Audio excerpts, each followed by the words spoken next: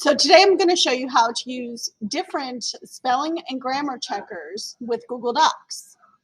So when you're in a Google Docs, like I have this writing sample that I did about me and Thor hanging out one day, notice that without any tools on, so I'm going to actually turn off Grammarly for a second, Google Docs will have a built-in spell checker automatically that is on your computer.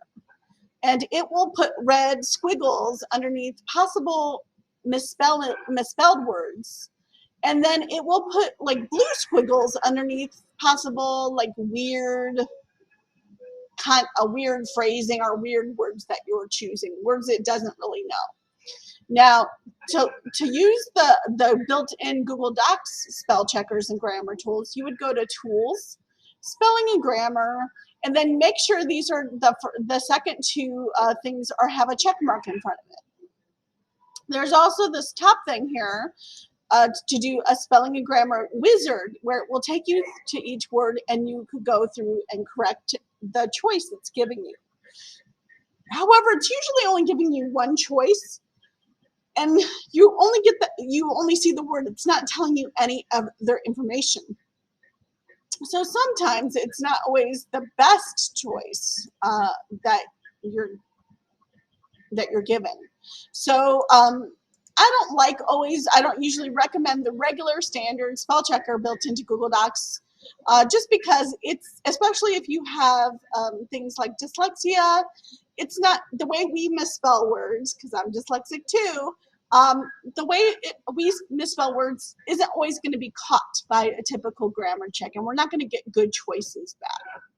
So another choice that we do recommend is something called Grammarly. Grammarly is a free tool, and they have a paid version as well, but we're going to use the free version for school. If you go to up here, I'm going to open a new tab, and I'm going to go to see this little apps button here, and I'm going to go to the Chrome Web Store. And in here, you'll see Forlorn School, and there will be a choice here for Grammarly. Here, I'm going to bring it up for a second here. Grammarly for Chrome will look like this, and since I already have it installed, you would have to hit this add button right here, and it would add it, and maybe click add one more time, and it will add this little green circle icon up here to your extensions list. Grammarly is a great tool because what it will do once I turn it on in Google Docs, and it might have you sign in with your Google account and just say you're a student. But once you have it on, you'll see this little green item circle up here. And if you don't, click this puzzle piece and hit the little pin button next to Grammarly so it always appears on your list of tools. Okay?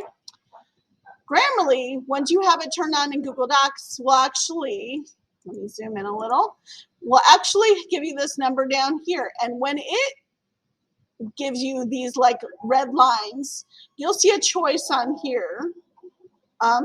So you could either, if it's something that's actually misspelled or something like that, but notice it's even catching different stuff than I had caught before.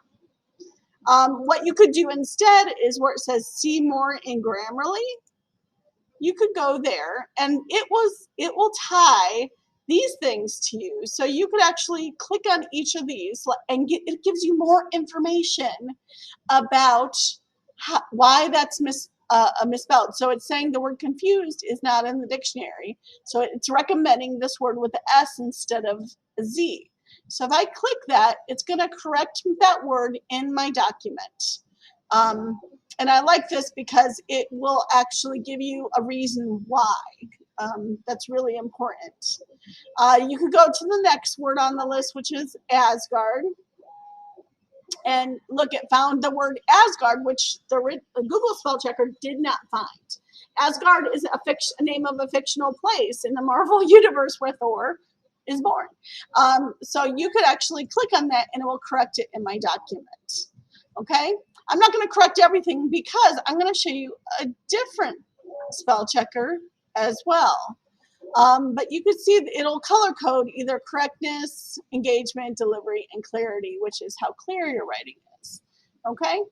So I'm going to turn off Grammarly for a second. So I'm going to just left click up here and say off. And what I'm going to turn on right now is the third spell checker. And this one is the read and write check it tool. So to open this, you're going to click on read and write for Google, the purple puzzle piece. And when I do that, you'll see the toolbar up here. The check it tool is the very first tool on the toolbar. And it looks like a circle with a check mark in it. So I'm going to click that and notice it turns purple underneath. And you can see in a second here, it's actually turning purple anything that is a possible misspelled word. And it's actually catching different stuff than Grammarly caught. So that's why, so like this told me this isn't a grammar issue, but it says 3 successive sentences begin with the same word, it. So maybe to make it clearer or to have better language use, I would put in what it is referring to. Like, it was Thor, or the man in my room was Thor. So I could be more descriptive instead of using the same word over and over. Same thing, it's saying this is correctly spelled, standing, but it's saying maybe someone stand near my bed. I noticed someone stand, so that's wrong. So I'm going to ignore it. I don't always have to take the corrections from a spell checker. And this is the reason why, guys, both Grammarly and the Check It tool and the spell checker built into Google, it's a computer making a suggestion. And it's not always going to be right.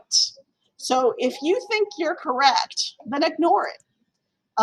Because on our next step, which is the revising step, you're going to actually use the reading tool here to listen to see if it sounds good. And if standing, like I open my eyes and notice someone standing near my bed, okay, that makes sense. So I am going to leave the word standing there. Same thing with Ragnarok.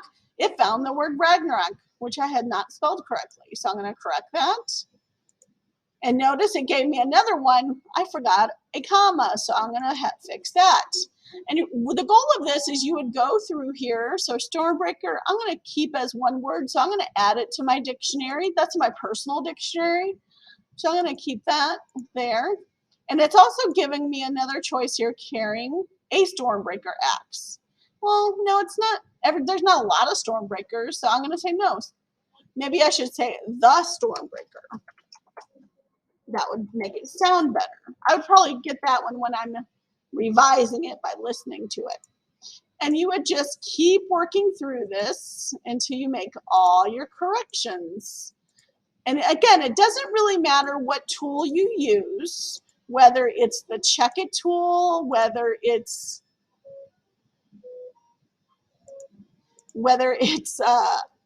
Google Docs built-in spell checker, whether it's Grammarly or Check It. The goal is to correctly spell everything in your document. And if you have a learning disability like I do, or dyslexia in particular like I do, I would recommend you use at least 2 spell checkers to make sure. So after I go through this and make all my corrections, whoops, I don't see any purple, so I'm going to turn off read and write check it tool, but I'm going to turn back on Grammarly to see if Grammarly sees anything. So let's see if Grammarly finds anything in here after I've checked it with, and let's see, it says no critical errors. So that's what we want to see. I ran this through 2 grammar checkers and spell check grammars, and now I've made all my corrections. The next thing I would do then is I would listen to it with Read and Write for Google's reading tool to hear if it makes sense. And if it doesn't, I'm going to correct it. So that's part of the revision instead of editing. Okay? So these are definitely 2 good spell checkers to use, both Grammarly and the Check It tool by Read and Write for Google. Happy editing!